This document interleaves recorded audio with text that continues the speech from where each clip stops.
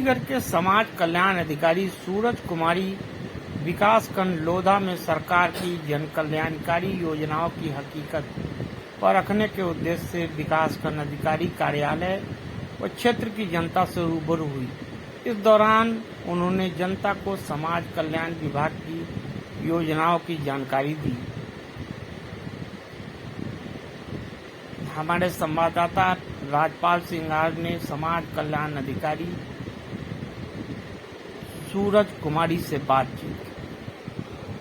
सबसे पहले तो मैम आपका परिचय जानना चाहूँगा और पद सहित आप बताइए, और साथ में उसके ये सरकार द्वारा क्या जन कल्याणकारी योजना है उनके संदर्भ में थोड़ा विकास उन पर प्रकाश डालिए, जिससे कि लोग विकास की ओर बढ़ सकें और ये योजनाएं उन तक समझ सकें और पहुँच सकें। जी, आपका परिचय। मेरा नाम सूरज कुमारी है और मैं कासगंज डिस्ट्रिक्ट से बिलोंग करती हूँ। अभी जिला समाज कल्याण अधिकारी के पद पर मेरी नियुक्ति हुई है जनपद अलीगढ़ में।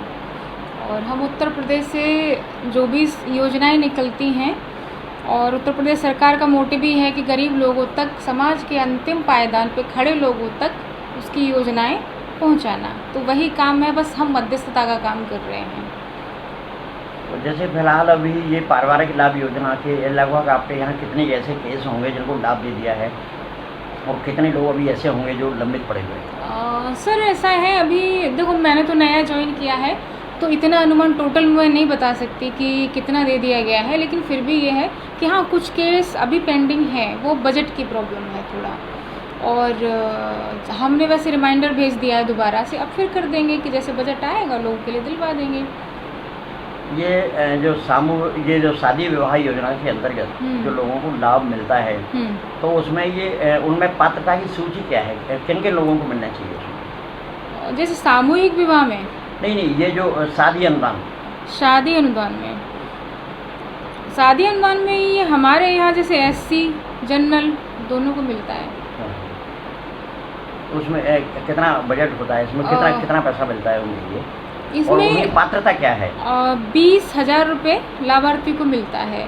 इसमें होता ये है कि ग्रामीण और शहरी क्षेत्र में, जैसे ग्रामीण क्षेत्र में 46,080 इतने का आय प्रमाण पत्र होना चाहिए, मतलब इतने से कम की आय होनी चाहिए, और शहरी क्षेत्र में है 56,460 इतने की आय होनी चाहिए।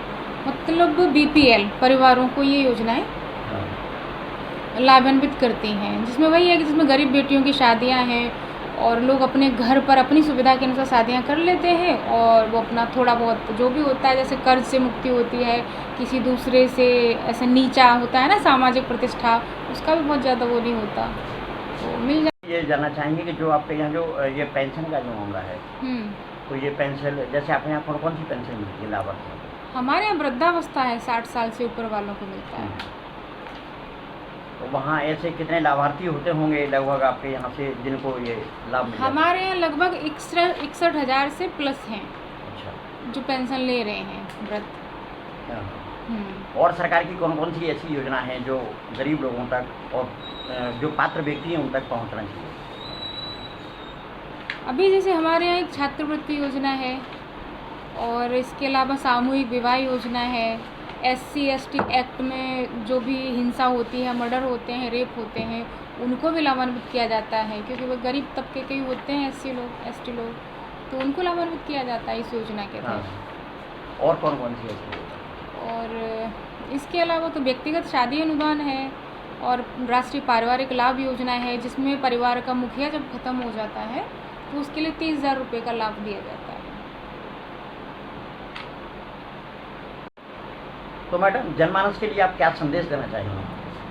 और जनमानस के लिए एक संदेश है मेरा कि जितने भी वृद्धावस्था पेंशनर्स हैं, हमारे यहाँ लगभग 60,000 से प्लस हैं, तो वो क्या करें कि अपना स्वतः नज़दीकी जन सुविधा केंद्रों में जाकर आधार को लिंक कराएं, क्योंकि अगर ऐसा नहीं कराते वो लोग तो उनकी पेंशन बंद हो जाएगी, और इस स्थिति में कुछ भी नहीं हो पाएगा कि कार्यालय के चक्कर काटेंगे, कुछ भी होगा, यहाँ से कुछ नहीं हो सकता है अगर आधार लिंक नहीं कराते हैं तो उनको अभी जल्द में ही करवानी होगी, क्योंकि अप्रैल की पेंशन वाली किस्त नहीं आएगी उनकी फिर। मैडम अभी ये सुना है कि जो व्यक्तिगत शादी अनुदान जो होते हैं तो उनमें कुछ इस तरह के हैं कि लोगों ने उसमें ये जो आपका आधार कार्ड में फेरबदल करा के उन्होंने गलत तरीक़ा से यहाँ से धन निकाला है, ऐसे लोगों के खिलाफ क्या कार्रवाई हो सकती है आपको?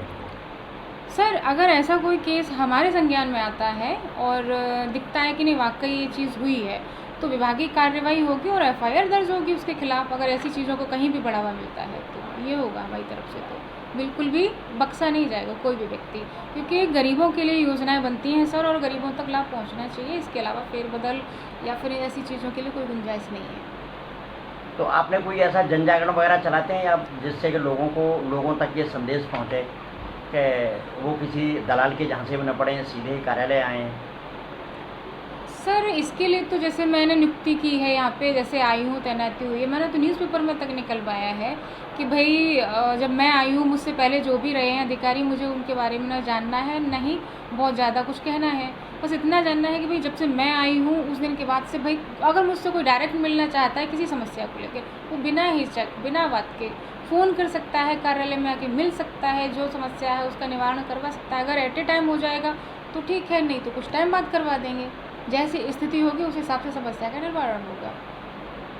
मैडम आपने डेली न्यूज़ से बात की, इसके लिए आपका बहुत बहुत धन्यवाद। बहुत बहुत आपका धन्यवाद। बहुत